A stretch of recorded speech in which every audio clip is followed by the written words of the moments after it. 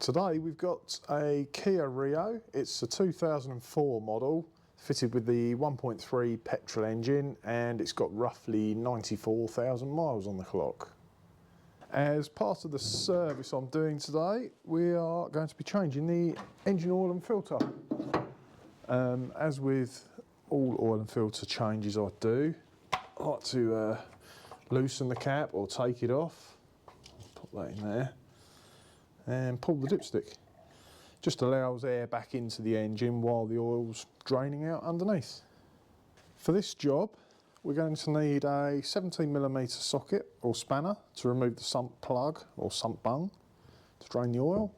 I normally choose a pair of slide grips to remove the metal spin-on oil filter. The parts you'll need: the oil and oil filter. At this time you should be able to pick up 5 litres of engine oil, a reasonable brand, for around about £50, and the oil filter you should be able to get an aftermarket one for under £10.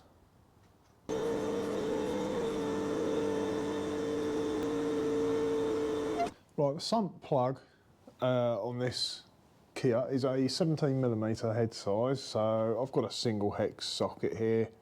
I just prefer to use that where I can. It just reduces the chance of slipping and rounding stuff off.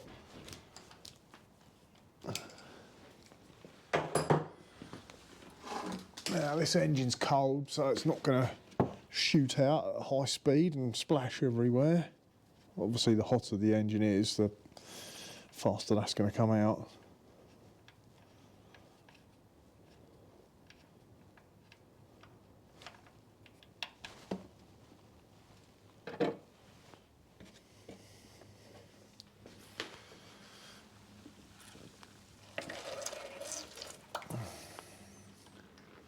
A little bit oily under here, but the owner says they barely ever have to top up, so it actually just looks a lot worse than it is.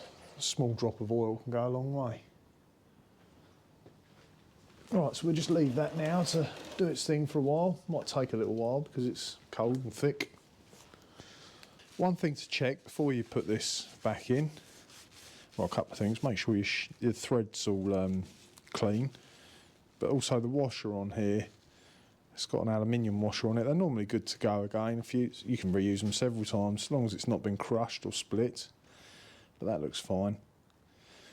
Same with all the parts though. When you go to your outlet, whoever you use, just take your registration number with you and they'll be able to recommend the correct oil and filter, and could probably supply you with a new washer as well at the same time. So just nip that up, and next we'll tackle the oil filter, which is up there. It's a canister spin-on one. So these metal spin-on filters you can use, there's various tools you can get. I tend to always try and use these slide grips. You can get like a fabric strap as well, or you can get something like this which grips onto the filter, though that's a little bit too big for this particular car. You can buy like a cup that will fit on the end as well, the same shape. Tap it on and plug a ratchet in. I'll give it a go by hand first. Let's try these.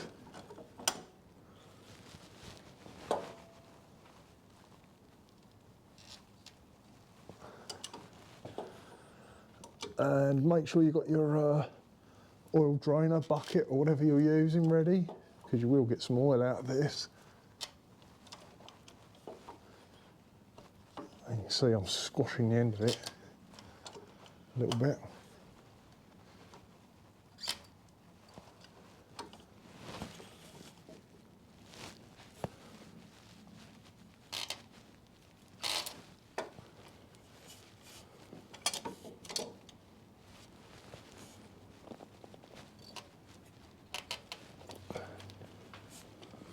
Can't get much of a swing on it with these.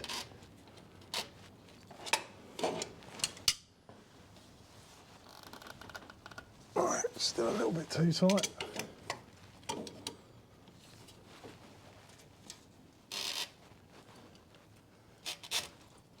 in there though.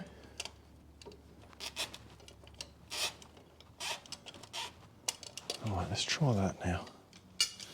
Move that drainer over a little bit.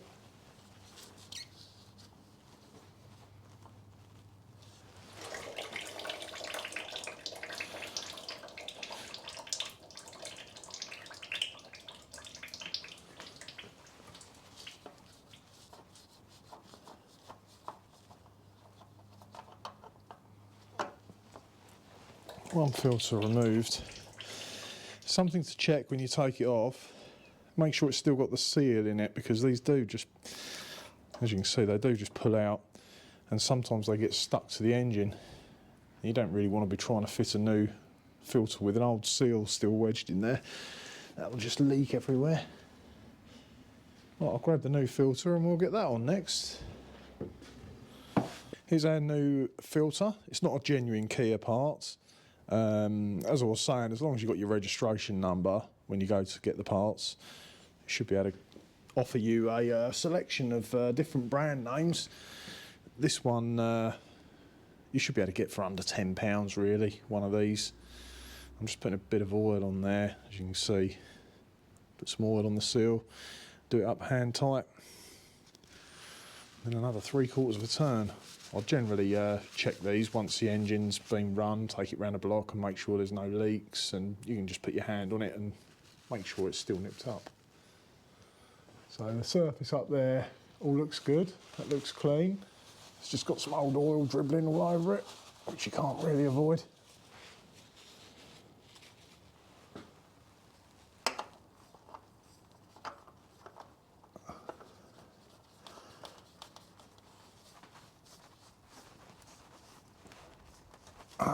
Right, I'm going to grab a bit of brake cleaner. That's quite a good degreaser. Not a lot left in that can.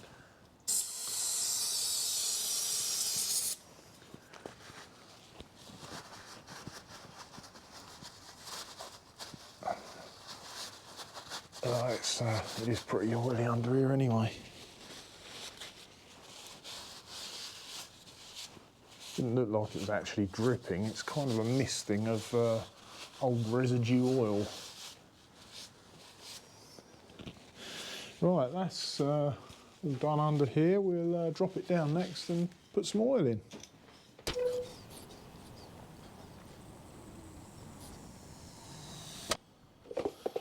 Right, got my homemade funnel there. Now, when I collected the parts and the oil from the motor factors I use, they suggested 3.4 litres of engine oil for this particular engine. I'm going to go with about 3.2 to start with, and then just run it up and we'll see where that lays on the dipstick. I just find it easier to top up in little dribs and drabs rather than whacking in the 3.4, then finding it's too much and having to get back underneath and try and drain out a small amount. Of course, having too much oil can cause damage to an engine, just like having not enough. Different type of damage, but it's best to try and get it as close to the maximum mark as you can on the dipstick without going over. I forgot to say, it's a good idea to make sure your dipstick is still pulled when you pour the oil in. It just allows air back out of the engine this time, and hopefully stops it all glugging back up and making a mess everywhere through the filler.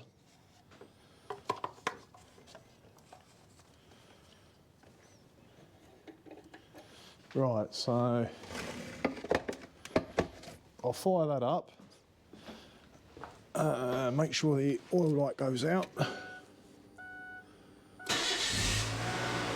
Yeah, oil light's gone straight out. Only need to let it tick over for a minute or so, just so the oil can circulate around the new filter and back in all the galleries. Don't need to rev it. It's actually not a good idea to rev an engine that's just been started, particularly if it's been drained of oil and refilled. It can take a little while for it to pick it all up again and circulate around all the bearings. Right, that should do. So we'll just let that stand now for 3 or 4 minutes, and then we'll check it on the dipstick and see what level we're at. Right, so we've got the dipstick out. Let's just about make it out. There's an F at the top there with the line underneath it, which indicates the maximum mark. Then you've got another line about there in line with my nail and an L underneath. Let's see where we are at. Also important to make sure you're on a flat level surface and push the dipstick right in. And as you can see there, 3.2, they recommended 3.4, and that is still slightly too much. That's your maximum, and we're up to the top of the F. So it can happen, even being careful and putting slightly less in there. So I'll get back underneath it, which is something I'll try to avoid doing, but we're going to have to drop a little bit out of there.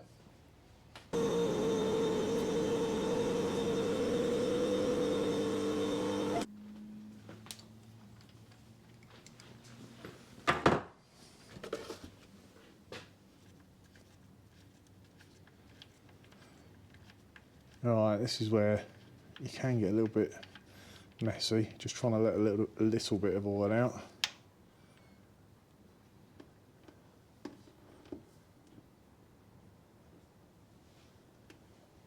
Just got to guess really.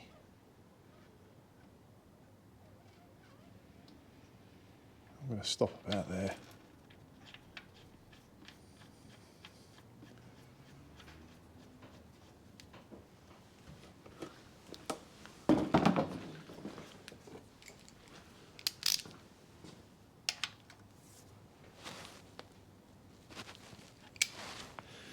Right, we'll drop it down and check the level.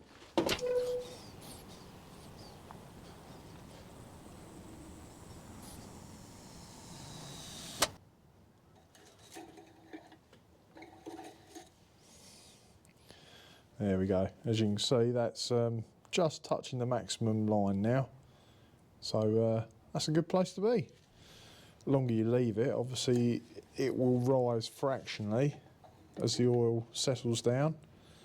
But no, that about brings the job to an end. As always, I just like to give the car a run around the block, bring it back and make sure there's no leaks.